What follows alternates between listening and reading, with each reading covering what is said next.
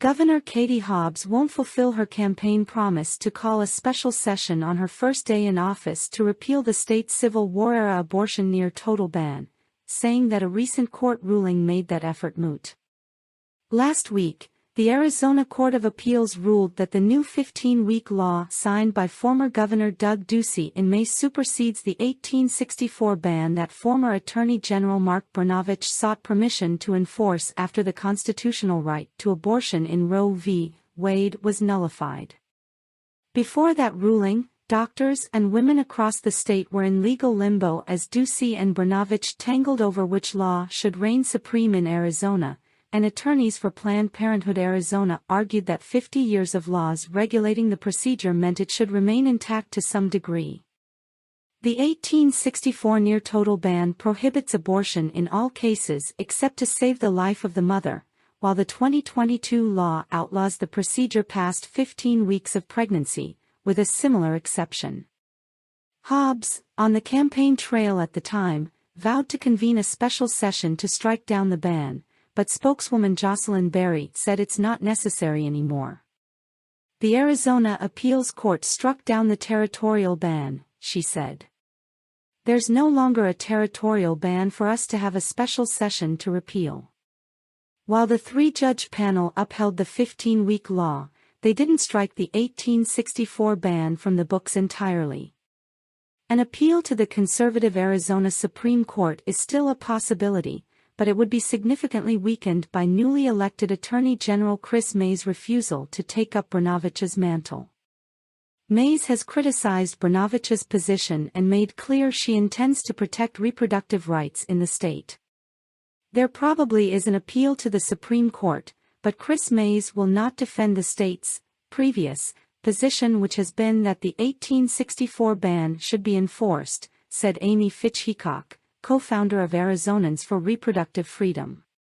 Dr. Eric Hazelrig, medical director of Choices Pregnancy Center, an anti-abortion pregnancy services organization, joined Brnovich in his suit to reinstate the 1864 near-total ban. Hazelrig is represented by Alliance Defending Freedom, a conservative legal group that advocates for the outlawing of abortion procedures which could potentially appeal the appellate court's decision. Kevin Terrio, senior counsel for Alliance Defending Freedom, said the group is still deciding its next move. Arizona has a history of respecting the lives of the unborn and ensuring women facing unplanned pregnancies have real support, he said in an emailed statement. We hope to see this principle upheld to the fullest extent possible and are considering options for next steps in the case. For now, pro-abortion leadership in the state, coupled with the appellate court's decision, means the 1864 ban is held somewhat at bay.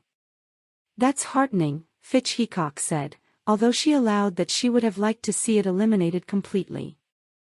Legislative action would have been one way to attain that, but with a Republican majority in the State House, it likely would have been a non-starter. Alternatively, the public can take action via the citizen initiative process.